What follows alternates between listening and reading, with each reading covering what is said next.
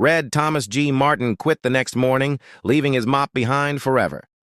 The second story comes from a small-town high school in Kentucky, where another janitor named Elias Turner worked the night shift.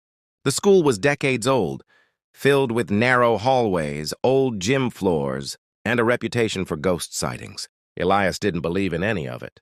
To him, the creaks and whispers were just the sounds of an old building settling. But one October night after a Halloween party cleanup, he found something strange in the girls' locker room, a single bloody handprint smeared on the mirror. He assumed it was a prank, wiped it away, and continued sweeping. But moments later, when he turned around, the handprint was back, larger this time, as if something had pressed against the mirror from inside. Uneasy, he called out, "Anyone here?" The silence that answered was thick and heavy.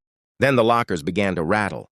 One by one, metal doors banged open and shut as if a windstorm had swept through, but the air was still. Elias dropped his broom and backed away, his breath quickening.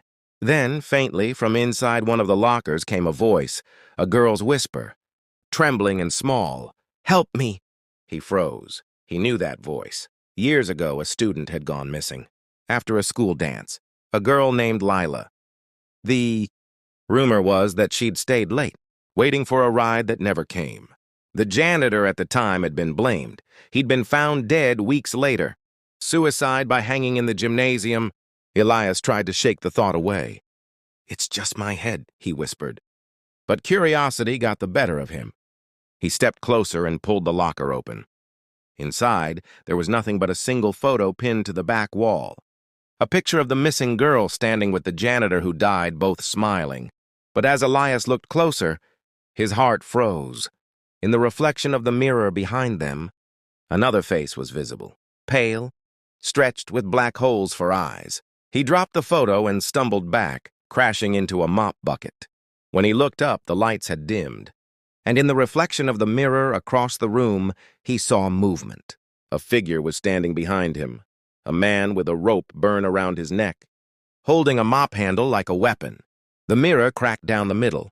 The air filled with the smell of rot, and Elias screamed. The next morning, the school principal found him lying unconscious on the locker room floor, eyes wide open, clutching a photo of the missing girl. He quit the job that day, and the school boarded up that part of the building. But even now, teachers say that at night, they sometimes hear the sound of a mop dragging across the floor, and the faint whisper of a girl calling for help from behind the mirrors. The final story comes from a janitor named Luis Moreno, who worked in a high-rise corporate office in New York.